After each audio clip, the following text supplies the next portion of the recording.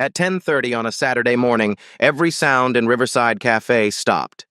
Forks froze mid-air. Coffee stopped pouring. Conversations died mid-sentence.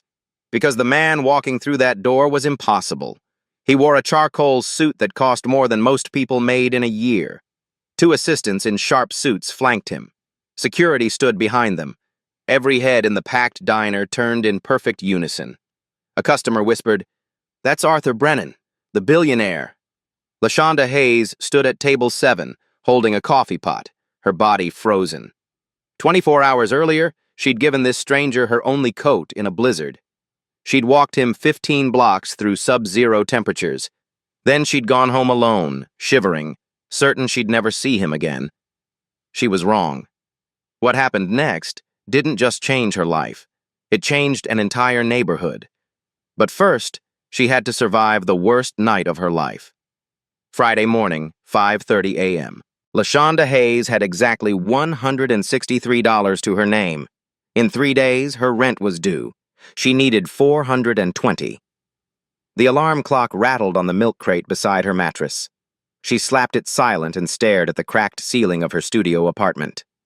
The radiator clanged but produced no heat. Her breath made small clouds in the cold air. She pulled herself up, wrapped a thin blanket around her shoulders, and shuffled to the corner that served as her kitchen. One hot plate. A plastic electric kettle with a frayed cord she'd taped together 3 times. The instant coffee jar was nearly empty. She'd been stretching the same grounds for 3 days now, adding just a pinch of fresh to the used ones. The coffee tasted like brown water, but it was warm. She poured a small amount of oatmeal into a bowl, half a serving. She'd eat the rest tomorrow. While the oatmeal cooked, she examined her work shoes. The sole had separated from the leather on the right one. She grabbed the duct tape from under the sink and wrapped it carefully around the shoe, pressing hard to make it stick. These shoes had to last another month. She couldn't afford new ones. LaShonda stood in front of the cracked mirror by the door and practiced her smile. Waitresses who smiled earned better tips. She'd read that somewhere, and in her 2 years at Riverside Cafe, she'd found it to be true. Her reflection looked tired. Gray hairs were coming in at her temples. She was only 34, but life had a way of aging you fast. She pulled her hair back into a neat ponytail and reached for the coat hanging on the hook. The burgundy wool coat. Her mother's coat. LaShonda ran her fingers over the fabric. Real wool, with a satin lining that still held the faintest scent of her mother's perfume. White diamonds. Cheap drugstore perfume, but to LaShonda, it smelled like home. Her mother had died 2 years ago. Breast cancer. Stage 4 by the time they caught it. The hospital bills had been crushing. LaShonda had worked double shifts for 18 months to pay them off. She'd sold everything, her mother's furniture, her jewelry, her car, everything except this coat. This coat was all she had left. She put it on carefully, buttoning it against the cold, and headed out into the pre-dawn darkness. The bus ride to work required 2 transfers. LaShonda couldn't afford the direct route. It cost an extra $1.50 each way. $3 a day added up over a month. She sat by the window and watched the city change as the bus moved through different neighborhoods. First, the rundown apartment complexes like hers. Then the gentrified blocks with coffee shops that charged $6 for a latte. Finally, the tree-lined streets with brownstones that cost more than she'd earn in a lifetime. A woman in a camel hair coat sat across from her, scrolling through her phone. The coat looked soft, expensive, probably cashmere. LaShonda did the math automatically. That coat cost more than 3 months of her wages. She looked away and noticed the community center passing by her window. She volunteered there on Sundays, teaching kids to read. It was the one thing she did that had nothing to do with money or survival. It was the thing that made her feel like her mother's daughter. As the bus turned onto Market Street, she saw Mrs. Lane's apartment building. Another eviction notice on the door, the 3rd one on her floor this month. Rent was going up everywhere. Landlords were selling to developers. People were being pushed out. LaShonda knew she might be next. Riverside Cafe sat on the corner of Market and 9th, a neighborhood institution for 40 years. The vinyl booths were patched with duct tape. The floors were scuffed. The neon sign out front flickered on the second E in cafe. But it was clean. The food was good. And the people were family. Dimitri Paulos, the owner, was already in the kitchen when Lashonda arrived. He was 67, a Greek immigrant who'd bought the place in 1985 with his life savings. She hung her coat in the small staff closet and called out, "Morning, Dimitri." "Morning, Koritsimu," he replied, his accent still thick after 40 years in America. "You look tired." "I'm fine." She wasn't fine. But Dimitri had his own problems. In her locker, Lashonda kept a small photograph taped to the inside of the door. Her and her mother at her high school graduation, 15 years ago. They were both wearing the burgundy coat in the picture, squeezed together to fit in the frame, laughing. Her mother's arm was around her shoulders. Her smile was wide and proud. Lashonda touched the photo gently, then closed the locker. She tied on her apron, clipped on her name tag, scratched and faded from years of washing, and headed to the floor. Maria Rodriguez was already setting up tables. Single mother of 2, worked the morning shift so she could pick her kids up from school. She and Lashonda had become close over the years. "Girl, you look exhausted," Maria said. "Didn't sleep great." "Have you ever slept great?" Lashonda smiled. "Not lately." Tommy Bennett came through the back door, still half asleep. 19 years old, community college student, working his way through school one breakfast shift at a time. Lashonda had taken him under her wing when he started 6 months ago, taught him how to balance plates, how to read customers, how to smile even when you wanted to scream. The morning rush started at 7. Lashonda knew every regular's order by heart. "Mr. Patterson. 2 eggs over easy, white toast, coffee black. Mrs. Williams. Oatmeal with brown sugar, hot tea. The construction crew from the site down the block. 6 orders of the breakfast special, extra hash browns." She moved through the routine on autopilot, her mind running numbers. Rent, $420. Current money, $163. Shortfall, $257. If she got good tips today and tomorrow, worked a double on Sunday, maybe she could cover it. Maybe. At 11:30, during a brief lull, Dimitri called her into the kitchen. His face was drawn, worried. "Lashonda, I need to tell you something," he said quietly. "But not today, tomorrow. I'm having a meeting with the staff tomorrow morning." Her stomach dropped. "Dimitri, what's wrong?" "Tomorrow," he said. "I promise." A customer called for more coffee. Lashonda grabbed the pot and headed back to the floor, Dimitri's worried face lingering in her mind. She thought Friday night would be quiet. She thought she'd close up, catch the last bus home, and wake up to another day of barely surviving. She had no idea that in 9 hours everything would change. At 9:47 p.m., the blizzard warning flashed across every phone in the diner. By 10:15, the streets were empty, except for one man. The dinner rush had been steady, but not great. Tips were lower than Lashonda hoped. She'd made $63, still not enough. The TV mounted in the corner showed the weather forecast. A major winter storm was moving in faster than predicted. The meteorologist pointed to the radar, her face serious. "Temperatures will drop to 12 degrees Fahrenheit within the hour. Wind chill will push it below 0. Authorities urge everyone to seek shelter immediately. Exposure can cause hypothermia in under 20 minutes. Customers started asking for checks. Maria wiped down her last table and grabbed her coat. "Lashonda, I gotta go. Babysitter just texted. She's freaking out about getting home." "Go," Lashonda said. "I'll close." "You sure?" "I need the extra hour anyway." Every hour meant another $12. Maria squeezed her arm. "Be safe, okay? Last bus is at 11:30. By 10:30, the last customer had left. Wind rattled the windows. Ice formed in the corners of the glass. Lashonda could see snow coming down in thick sheets, streetlights barely visible. Dimitri had left her the keys with strict instructions. "Lock up by midnight. Be careful going home." She started closing.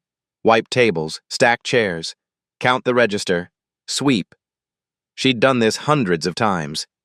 The radiator clanked, fighting to keep the old building warm. Outside, the wind screamed. LaShonda glanced at the clock. 10:43 p.m. She could finish by 11:15, catch the last bus with time to spare.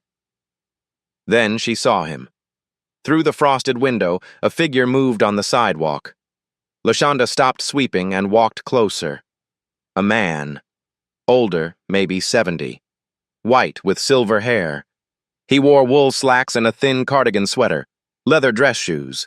No coat, no hat, no gloves. He stood in the middle of the sidewalk, turning in slow circles like he was looking for something. His shoulders hunched against the wind. Even from inside, she could see him shivering. She watched, her hand on the broom. He wasn't asking to come in, wasn't knocking. Just standing there, patting his pockets over and over, his face confused. The wind picked up. Snow swirled around him. He stumbled, caught himself. LaShonda looked at the clock. 10:47 p.m. 43 minutes until the last bus. She should finish and go. This wasn't her problem. But her mother's voice echoed in her head. "Baby, we don't have much, but we have enough to share." LaShonda set down the broom. She walked to the door and tapped on the glass. The old man turned, squinting through the snow. She gestured for him to come inside. He hesitated, then slowly made his way to the door. She unlocked it and pulled it open. Arctic air hit her face. The man stumbled inside. She quickly locked the door behind him. Up close, she could see how bad it was. His lips had a bluish tint. His hands shook violently. His thin cardigan was dusted with snow, already melting. He looked disoriented, eyes unfocused. "Sir, are you okay?" LaShonda guided him to the nearest booth. "Sit down. Let me get you some coffee." He sank into the seat, trembling. LaShonda rushed behind the counter and poured hot coffee. She brought it with sugar packets and creamer. "Here, drink this. Slowly." His hands shook so badly he could barely hold the cup. She steadied it, helping him bring it to his lips. He took a small sip, then another. Slowly, color started returning to his face. "Thank you," he said, voice hoarse. "I seem to have gotten turned around. Where are you trying to go?" He looked at her blankly. "I'm not entirely sure. I was walking and then—" He trailed off, brow furrowed. "I can't quite remember." LaShonda pulled out her phone. "Do you have someone I can call?" He patted his pockets. "I don't have my phone. I don't—" He looked at his hands like they belonged to someone else. "I don't know where my wallet is." She dialed 911. The dispatcher answered after 4 rings. 911, what's your emergency?" "I have an elderly man who seems disoriented. He's been outside in the cold." "What's your location?" "Riverside Cafe, Market and 9th. Typing on the other end. "Ma'am, we're experiencing high call volume due to the weather. All units are responding to emergencies. Wait time is approximately 2 hours. 2 hours? Keep him warm. We'll get someone there as soon as possible." The line clicked off. LaShonda called the nearest shelter. Full. Another shelter. Also full. She looked at the old man. He was warming up, but still looked fragile, lost. She noticed his watch. Expensive. Swiss-made, leather band worn soft from years. On his right hand, a signet ring with an intricate crest. His cardigan was thin but high quality. Cashmere, maybe. This was a man who had money, who had a home somewhere. But right now, he had nothing. "Do you know where you live?" she asked gently. He closed his eyes, concentrating. "East, I think. A few blocks east?" LaShonda knew that neighborhood. Brownstones, wealthy families. In good weather, 15 minutes. In this blizzard, it is impossible. Her phone buzzed. 11:14 p.m. Last bus in 16 minutes. She looked at the coat hanging by the door, her mother's burgundy wool coat. Then she looked at him. What LaShonda did next broke every rule of self-preservation she'd ever learned. But some things matter more than survival. She stared at the coat on the hook. 3 miles home, 12 degrees. Wind chill below zero. She was already fighting off a cold. If she got sick, she'd miss work. If she missed work, she'd lose everything. But this man was 70 years old, frail, confused. He wouldn't last 20 minutes out there. LaShonda walked to the kitchen and found crackers and soup packets. She heated water and brought him instant chicken noodle soup. He wrapped his shaking hands around it gratefully. "What's your name?" she asked, sitting across from him. "Arthur." He said it slowly, like making sure it was correct. "I'm LaShonda. LaShonda Hayes." "Miss Hayes." He met her eyes. Even confused, there was clarity in his gaze, a dignity. "I won't forget this. I won't forget you." Something about the way he said it made her pause. It wasn't just gratitude. It sounded like a promise. She glanced at the clock. 11:19 p.m. 11 minutes until the last bus. "Arthur, I need to get you somewhere safe. Do you remember your address?" He frowned, concentrating. "Brownstone. Red door. There's a gate. Iron gate. That's the neighborhood east of here. Can you make it if I help you?" He started to stand, wobbled. She caught his arm. "I can try." LaShonda looked at him. Really looked. In his expensive watch and cashmere cardigan, shivering in her worn booth. She thought about her mother. Diane Hayes had been a nurse for 23 years, worked double shifts, stayed late with patients who had no one, gave her lunch to families who couldn't afford the cafeteria. "We don't have much, baby, but we have enough to share." LaShonda stood and walked to the coat hook. She took down the burgundy wool coat. The weight felt heavier than usual. She brought it to her face and breathed in, the faint scent of White Diamond's perfume. Her mother's scent. This coat had kept her mother warm through 20 winters, had wrapped around LaShonda at her high school graduation, had been the backdrop of 1,000 memories. It was all she had left. She walked back to Arthur and draped it over his shoulders. "Wait," he said. "I can't take your coat." "Yes, you can." She buttoned it for him, fingers moving quickly. "This was my mama's. It's warm, real wool. But you'll freeze. I'm young. I move fast. I'll be fine." She wasn't sure that was true, but she said it anyway. She grabbed her thin apron from behind the counter and tied it around her waist for an extra layer, pulled up the hood of her work uniform. It wasn't much, but it was something. Arthur stood slowly, the coat hanging large on his thin frame. She grabbed his arm. "Come on. Let's get you home." The moment she opened the door, the cold hit like a physical blow. Wind sliced through her uniform. Ice pellets stung her face. She gasped, and frigid air burned her lungs. Arthur stumbled on the first step. She caught him, steadied him. "Slow and steady. Just lean on me." They moved into the storm. Within seconds, LaShonda couldn't feel her hands. The wind screamed. Visibility dropped to almost nothing. She could barely see 10 feet ahead. She locked her arm through Arthur's and pulled him close. He moved slowly, each step deliberate. She matched his pace, even though every instinct screamed at her to run. The cold was brutal. It found every gap in her clothes. Her uniform dress froze against her legs. Her feet went numb in her duct-taped shoes. She started shivering violently. "East," she muttered. "Just keep going east." Arthur's weight pressed against her. They passed a closed bodega, a dark laundromat. Everything was shut down against the storm. "I'm sorry," Arthur said, words barely audible. "I'm slowing you down." "Don't be sorry. Just keep moving." Her teeth chattered so hard she could barely speak. The cold was worse than she'd imagined. Her lungs burned. Ice formed on her eyelashes. They'd been walking for 10 minutes. It felt like an hour. "Tell me about yourself," Arthur said suddenly. "Not much to tell. I work at the diner. Volunteer on Sundays. That's about it." "The coat. You said it was your mother's?" "Yeah." She died 2 years ago. Cancer. I'm sorry. She was a nurse. Worked at Jefferson Memorial for 23 years. She loved taking care of people.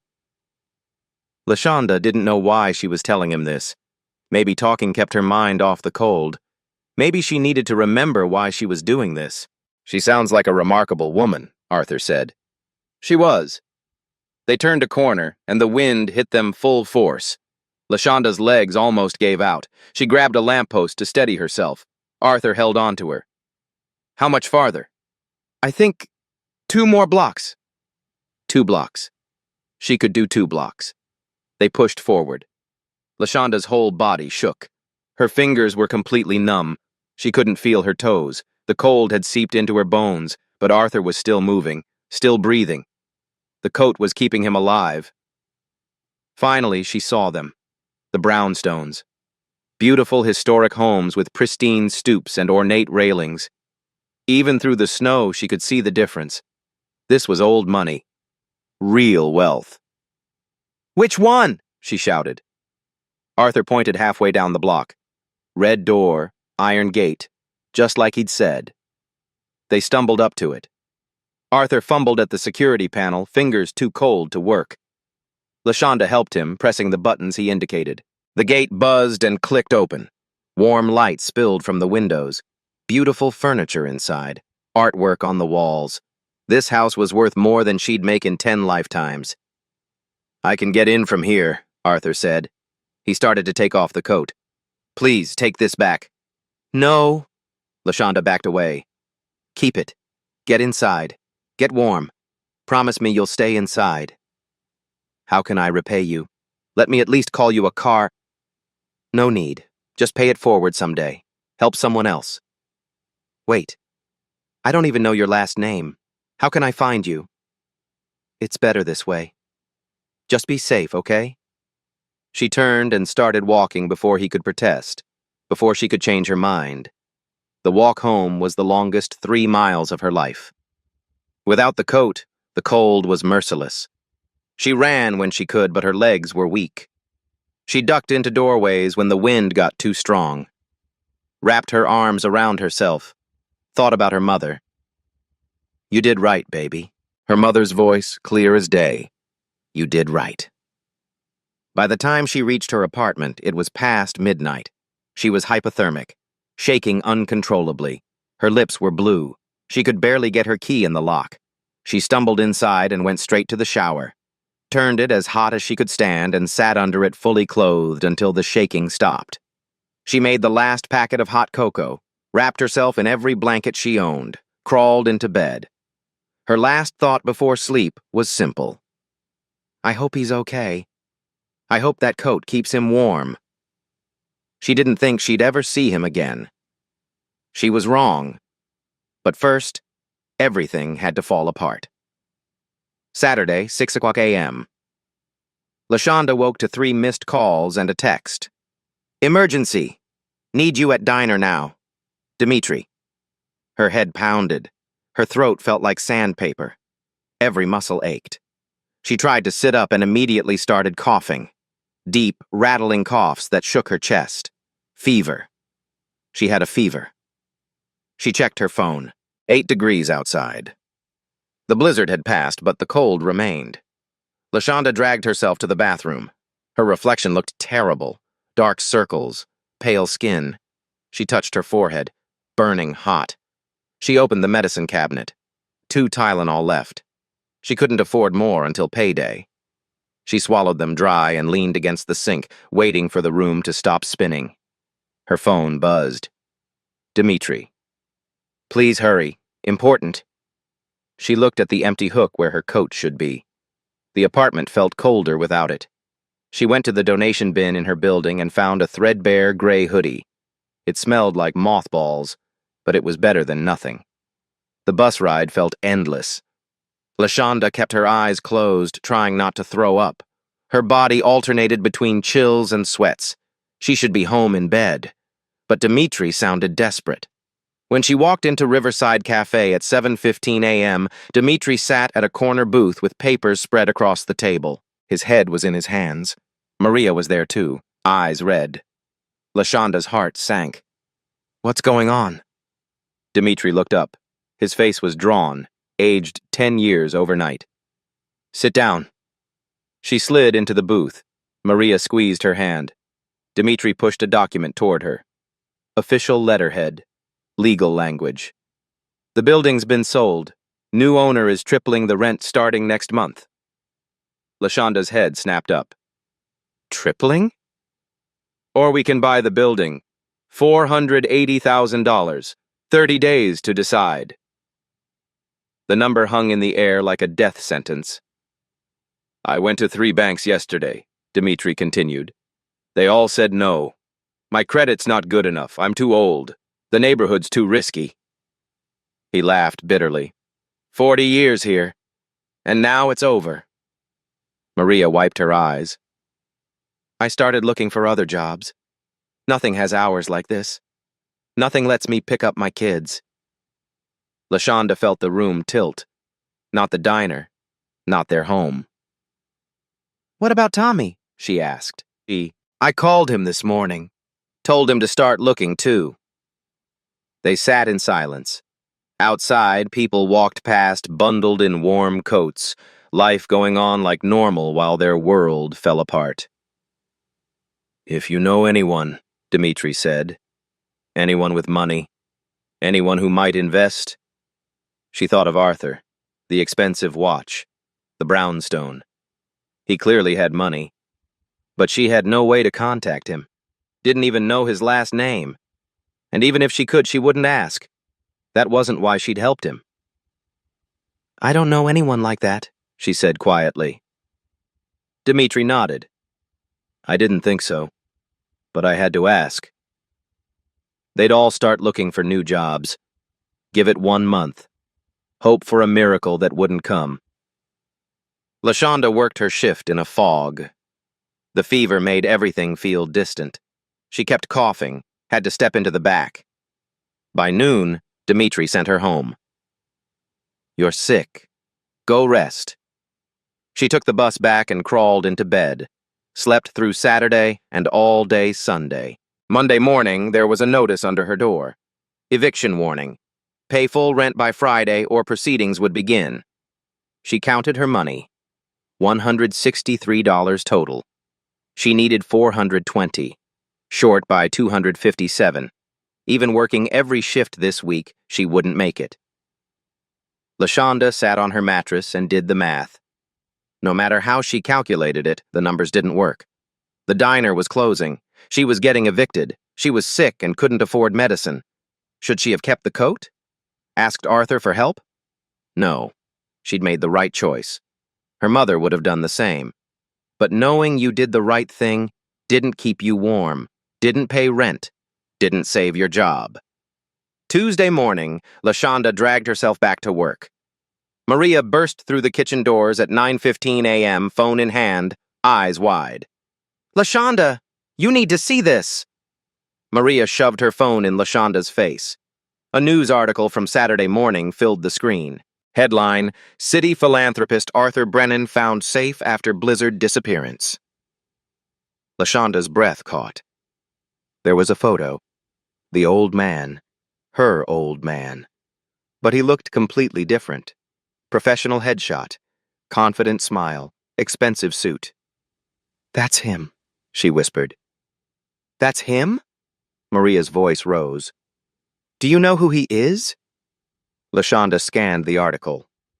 Arthur Brennan, 72, prominent investor and philanthropist, went missing Friday evening during a medical episode related to early Alzheimer's, wandered from his residence, found safe at home around 11 p.m. Family statement. We are grateful to the anonymous Good Samaritan who helped Mr. Brennan. The article continued. Brennan is reportedly searching for the person who assisted him to express his gratitude. LaShonda. Maria grabbed her shoulders. Arthur Brennan. He's worth like $500 million. $500 million. The number didn't seem real. I just wanted him to get home safe, LaShonda said. And you gave him your mom's coat? He needed it more than me. Maria stared at her. Girl, he could have bought you 100 coats. That's not why I did it. Tommy appeared from the kitchen. Yo, some lady came in yesterday asking about you. LaShonda's stomach dropped. What? Professional woman. Suit, briefcase. Asked Dimitri about the night shift waitress from Friday. He didn't give your name. She left a business card, but he can't find it now. LaShonda felt uneasy. He didn't tell her anything? Just that someone closed that night. That's it. Wednesday, Tommy mentioned something else. That black town car is still out there. What car? Parked across the street. Been there since Tuesday. Driver just sits there. Maria walked to the window. That's weird. LaShonda's anxiety grew. What if they found her? What if they made a big deal? What if people thought she'd done it for a reward? She didn't want attention. Didn't want charity. Her pride was all she had left. Thursday morning, she found a package on the diner doorstep. Brown paper tied with string. Her name on top. LaShonda Hayes. She brought it inside and opened it carefully. Her mother's coat. Professionally dry cleaned. The small tear she'd forgotten about was invisibly mended. Tucked in the pocket was a handwritten note on cream stationery. I believe this belongs to you. I haven't forgotten. A.B. And a business card. Arthur C. Brennan, Brennan Capital Partners, with a phone number handwritten on the back. LaShonda held the coat to her face. Underneath the dry cleaner's chemicals, faintly, her mother's perfume remained. She was still holding the card when, at 10:30 a.m., a black town car pulled up outside. Two people in suits stepped out and walked toward the door. Every conversation in Riverside Cafe died mid-sentence. Forks froze. Heads turned in perfect unison, because Arthur Brennan had just walked in. The breakfast rush was in full swing. Every booth was packed. Regulars lined the counter, Tommy juggling 3 tables, Maria pouring coffee, LaShonda taking an order at table 7 when the door opened, and time stopped. Arthur Brennan stepped through the doorway, but this wasn't the confused old man from Friday night. This was someone else entirely. He wore an impeccable charcoal suit. His silver hair was perfectly styled. His posture is straight, commanding. The transformation was shocking. Behind him, a woman in a sharp navy suit carrying a briefcase. A man in glasses and an expensive tie. Both radiated polished authority. The diner went silent. Not gradually. Instantly, like someone hit mute on the entire room. Mr. Patterson's fork stopped halfway to his mouth. Mrs. Williams' coffee cup hovered mid-air. The construction crew froze mid-conversation. Every single person turned to look. A customer whispered, "That's Arthur Brennan." Another, "Brennan? What's he doing here?" LaShonda stood frozen, coffee pot in hand. Her heart hammered. Arthur's eyes scanned the room and found her. Recognition flashed across his face. He started walking toward her. Every eye tracked his movement. LaShonda could feel the weight of their stares. She wanted to disappear, but her feet wouldn't move. Phones came out. Customers started recording. Dimitri emerged from the kitchen, dish towel in hand. His mouth fell open. Maria's hand went to her chest. Arthur stopped at LaShonda's table. The customers she'd been serving stared up at him, then at her, fascinated. "Miss Hayes," Arthur said. His voice was clear, strong, nothing like Friday night. "I've been looking for you." LaShonda's mouth was dry. "Sir, you don't need to—" "Yes, I do." Arthur turned to address the entire diner. His voice carried to every corner. "Everyone here should know what this woman did." The room leaned in. Phones held higher. "Friday night, during the blizzard, I had a medical episode. I wandered from my home confused and disoriented. I was outside in sub-zero temperatures without a coat. I would have died from exposure."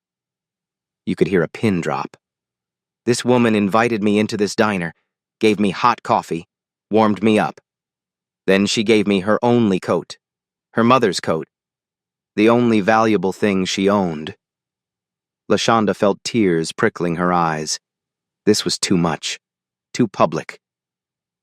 "She walked me 15 blocks through the blizzard to my home. Then I walked home alone, freezing, with no coat. She asked for nothing, refused everything, just told me to pay it forward. The diner was utterly silent. Mrs. Williams wiped her eyes. Mr. Patterson set down his fork. Arthur turned back to LaShonda. "I'd like to speak with you. It's important." Dimitri stepped forward. "LaShonda, you don't have to." "It's okay, Dimitri." LaShonda's voice barely above a whisper. Arthur looked at her. "Would you prefer to speak privately?"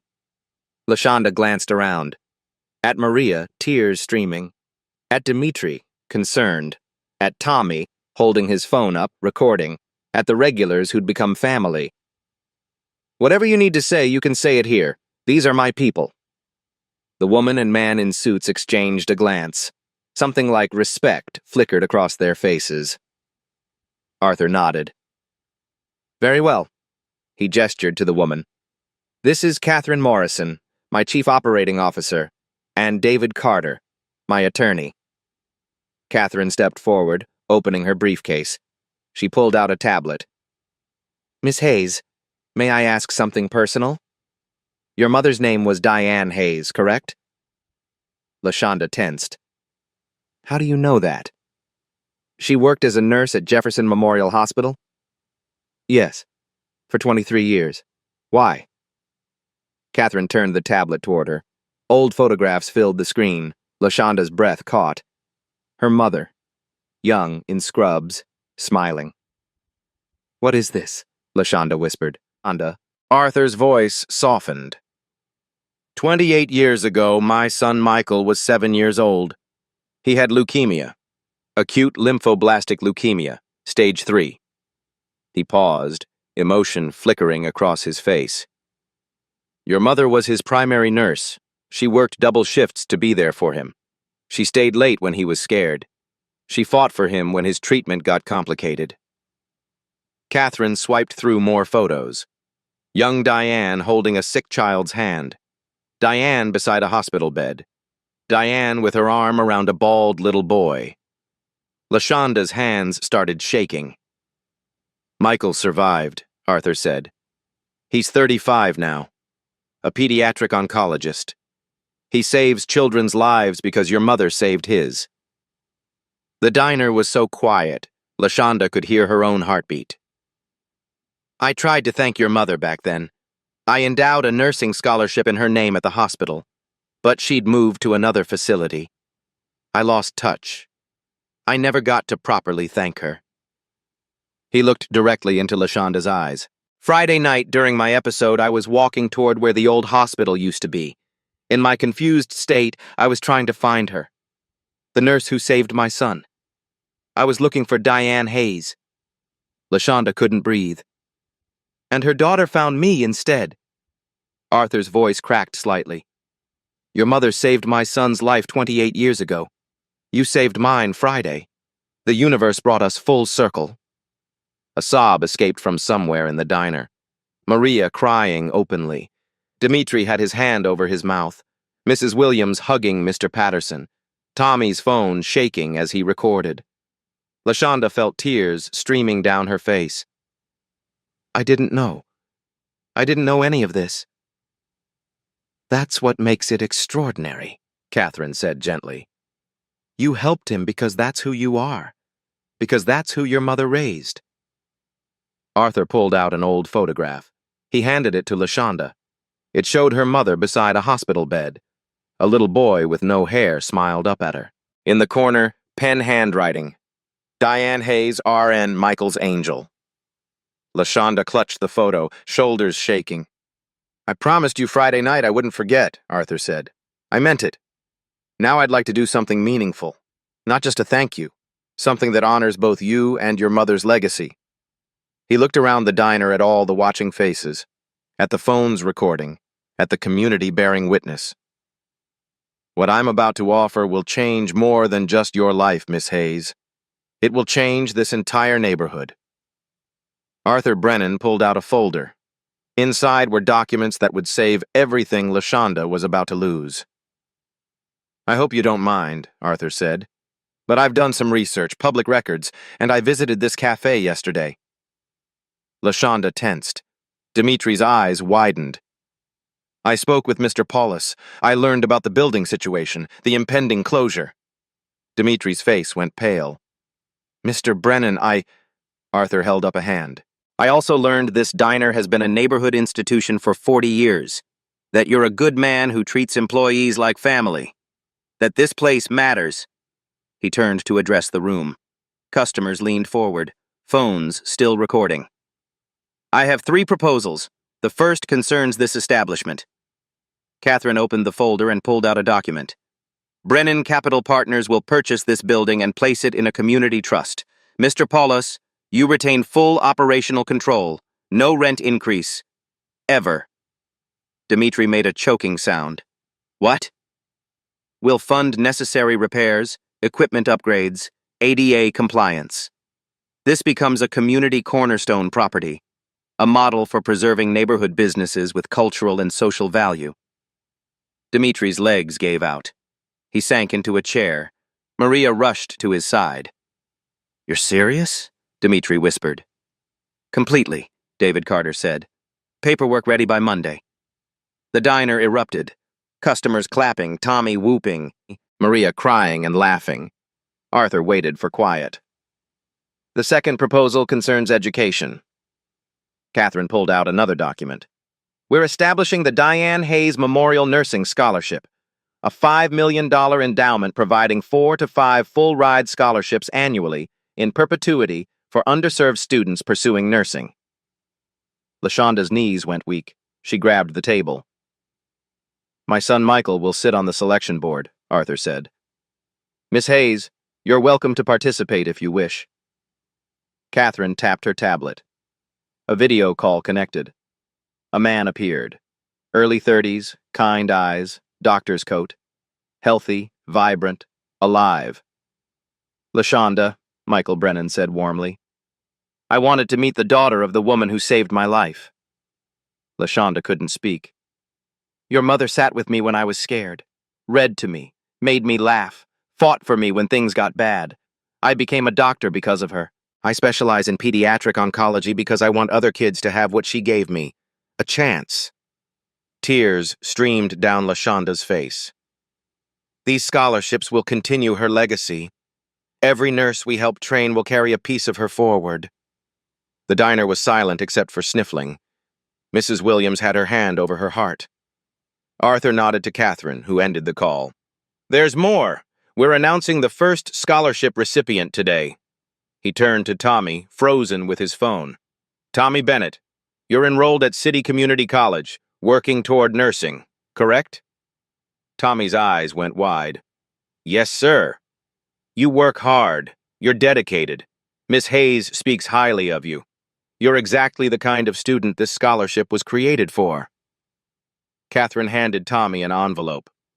Full tuition, books, and living stipend for your entire nursing program.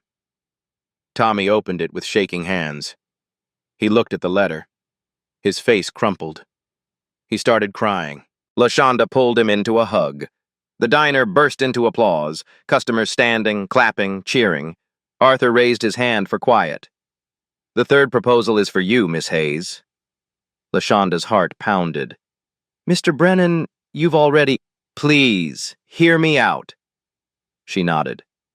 I'm establishing a community impact investment program.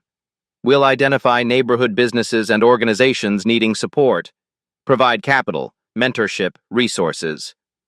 He paused. But I need someone who knows these communities from the inside, someone people trust, someone who understands both struggle and dignity. LaShonda felt the room spinning. I'm offering you a position as Community Outreach Director. Identify worthy businesses and causes, make recommendations, build relationships, be the bridge between capital and community need. Catherine handed LaShonda a document. Salary, $85,000 annually, plus full benefits. Health insurance, 401k, professional development. LaShonda stared at the number. $85,000. She currently made $22,000. Additionally, David added, we'll pay your rent in advance for 1 year. Eliminate immediate pressure. LaShonda's vision blurred. This wasn't real. Why me? She whispered. I have no experience, no credentials. I'm just a waitress. Arthur's expression softened. You're not just anything, Miss Hayes. You saw a confused old man who needed help. You didn't see a problem or opportunity. You saw a human being. That judgment, that compassion can't be taught. Catherine added, You understand what our analysts miss. You see value others overlook. Michael's voice came from the tablet. My dad's been trying to do meaningful philanthropy for 40 years. He needed someone who lived it, someone who gets it. That's you. LaShonda looked around. At Dimitri, saved from losing his life's work. Tommy, holding a scholarship that would change his future. At Maria, whose job was secure. At her community, watching with hope. Can I ask something? LaShonda said quietly. Anything, Arthur replied. Do I get to keep working at the diner sometimes? I don't want to lose this. These are my people. Arthur smiled genuinely. As long as Dimitri will have you. Dimitri shouted through tears. Always, always, Corissimo. LaShonda looked at the document, at the number that would change everything, at the chance to help others the way she'd been helped. She thought of her mother, of 23 years spent caring for others, of a legacy she'd never known existed. Yes, LaShonda whispered. Then louder, yes, I accept. The diner exploded. Customers on their feet, applauding, cheering. Tommy live-streaming to thousands. Maria grabbed LaShonda and hugged her tight. On phones across the diner, notifications popped up. Tommy's video going viral. #kindness echoes trending. But LaShonda couldn't have known the real transformation was just beginning. 3 months later, Riverside Cafe looked the same from the outside. But step inside, and you'd feel the difference immediately. The grand reopening happened on a Saturday in early spring. The neighborhood packed in. Local news crews set up cameras. The mayor showed up for photos. The physical changes were subtle but meaningful. New kitchen equipment gleamed behind the counter, but Dimitri kept the vintage aesthetic. Old vinyl booths reupholstered in the same red pattern. Floors refinished but still showing their age. The neon sign repaired, both E's in cafe, now worked. But the real difference wasn't what you could see. It was what you could feel. Dimitri moved through his kitchen with lightness that hadn't been there before. No more worry lines. No more sleepless nights calculating impossible numbers. He cooked with joy again. Maria was promoted to manager with real salary and benefits. She could finally afford reliable childcare. Her kids came in after school, doing homework in corner booths. Tommy balanced college with weekend shifts. The Diane Hayes Scholarship covered everything. He'd framed the scholarship letter and hung it in the break room. The Wall of Honor went up in March. Photographs covered an entire section near the entrance. Longtime staff, regular customers, neighborhood history spanning 40 years. At the center hung a photograph of Diane Hayes in nursing scrubs, young, vibrant, smiling. Below it, a plaque. Diane Hayes, RN, 1968-2023. She taught us that caring for others is the highest calling. Next to it, the scholarship article.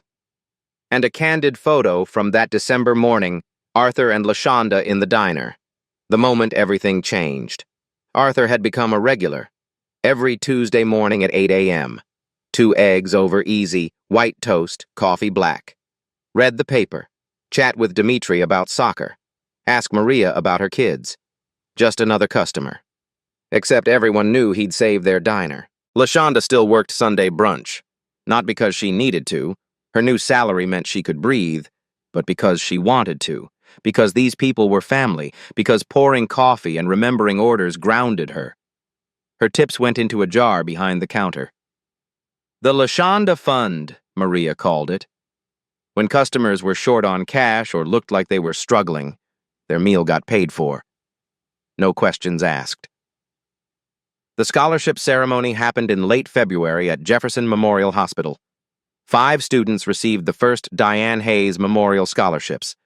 The auditorium was packed with families and press. LaShonda spoke, hands shaking at the podium. My mother believed everyone deserves dignity. Everyone deserves care. She lived that belief every day for 23 years. These scholarships aren't just financial aid. They're my mother's voice, still teaching, still healing, still changing lives. Michael Brennan presented each scholarship personally. He showed students the old photograph of young Diane holding his hand in his hospital bed. This woman saved my life. Now you'll save others. That's how kindness works. It never stops. It just keeps going. One recipient, Tamika Richards, 19 and a single mother, broke down crying. This doesn't just change my life. It changes my daughter's life. It changes what she thinks is possible. Tommy's original video had been viewed over 5 million times. Hat kindness. Echoes had become a movement. People across the country sharing stories of unexpected kindness, of strangers helping strangers, of small acts creating big ripples. LaShonda's work at Brennan Capital was thriving. In 3 months, she'd identified 12 struggling community businesses worth saving. Garcia's Bodega, family-owned for 35 years, now secured. Thompson Boxing Gym, keeping kids off streets, fully renovated. Lighthouse Community Center, after-school programs, funded for 3 years. She brought Arthur and Michael to these places, introduced them to real people with real stories, broke down barriers between capital and community. Catherine Morrison told Arthur privately, LaShonda's found more impactful investments in 3 months than our analysts found in 3 years. The local paper ran a profile. From waitress to changemaker, LaShonda Hayes' journey. But LaShonda stayed humble. When reporters asked for interviews, she redirected them. Talk to the business owners. Talk to the scholarship students. They're the real stories. The impact was real. 12 businesses were saved. 47 jobs preserved. Over 200 families directly helped. The scholarship fund, growing as additional donors, inspired by the story, contributed. Arthur's private reflection to Michael, I've been trying to do meaningful philanthropy for 40 years. She figured it out in 3 months because she lived it. She knows what matters. But the biggest change wasn't in the numbers or the headlines or the viral videos. It was what happened every Friday night at 9:47 p.m. 6 months to the day after LaShonda gave away her coat, the diner was packed. It was 9:47 p.m. on a Friday night, and she was about to start a new tradition. Dimitri rang the old service bell behind the counter. The sound cut through conversations. Ladies and gentlemen, it's time for our coat check. Regulars knew what this meant. Newcomers looked curious. LaShonda walked to the wall near the entrance where a wooden coat rack had been mounted. 5 coats hung there. A hand-painted sign above read, In memory of Diane Hayes, take what you need. Leave what you can. No questions asked. Every Friday at 9:47 p.m., the exact time she'd helped Arthur, the community came together. People donated coats, scarves, gloves. Anyone who needed one could take one. Free. No judgment. My mother's coat saved a life, LaShonda had said. Let's keep that going. Tonight, an elderly black woman came through the door wearing a thin jacket. She hesitated near the entrance, eyes on the rack but uncertain. LaShonda recognized that look. She'd seen it in her own mirror 6 months ago. She selected a nice wool coat. Navy blue, good quality. This one looks like it would fit you perfectly. The woman's eyes filled. I can't pay. No payment needed. It's yours. God bless you, child. Someone blessed me. I'm just passing it on. At his corner booth, Arthur Brennan sat with his son, Michael. Their weekly Friday tradition. Tonight, Michael had brought his daughter, 5 years old, healthy, vibrant, coloring on a placemat. Grandpa, tell me the story again. Arthur smiled. Which story? The one about the nurse and the coat. A long time ago, when your daddy was very sick, there was a nurse named Diane. She took care of him every day, made him feel safe. And then? Your daddy got better, grew up to be a doctor. Michael continued. Years later, Grandpa got lost in a snowstorm. Diane's daughter, LaShonda, found him. She gave him her coat to keep him warm. The little girl nodded. And now you're all friends? That's right. And now we help lots of people, just like they helped us. LaShonda brought their dessert, pie on the house. Michael's daughter held up her drawing. Stick figures holding hands in a circle, hearts floating above, in crayon, kindness goes around. That's beautiful, LaShonda said. It's for you. LaShonda's throat tightened. Thank you. I'm putting this somewhere special. She taped it to the wall of honor, next to her mother's photograph. At closing time, LaShonda stood alone in the quiet diner. She wore her mother's burgundy coat, cleaned, mended, returned. She ran her hand over the satin lining, breathed in the faint scent of white diamonds still lingering. You'd be proud, Mama. It's all spreading. The kindness is spreading. Her phone buzzed. Text from Tamika. Just finished my first week of clinical rotations. Thought of your mom. Thought of you. Making you both proud.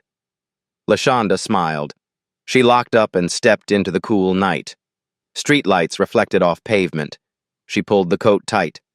She was warm, not just from the coat, from everything it represented. The circle was complete. But circles don't end. They just keep going. LaShonda Hayes gave away her coat in a blizzard. She didn't know it would lead to all of this. She didn't do it for recognition, didn't do it for reward. She did it because she saw someone who needed help, and she had something to give.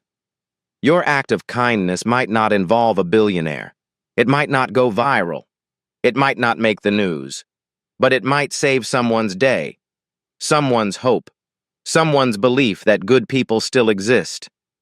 Diane Hayes saved a little boy. LaShonda saved his father. Now that kindness is saving an entire community. What coat are you wearing today? Who needs it more? If this story reminded you that small acts create big ripples, share it. Let it spread. Hit like if you believe kindness matters.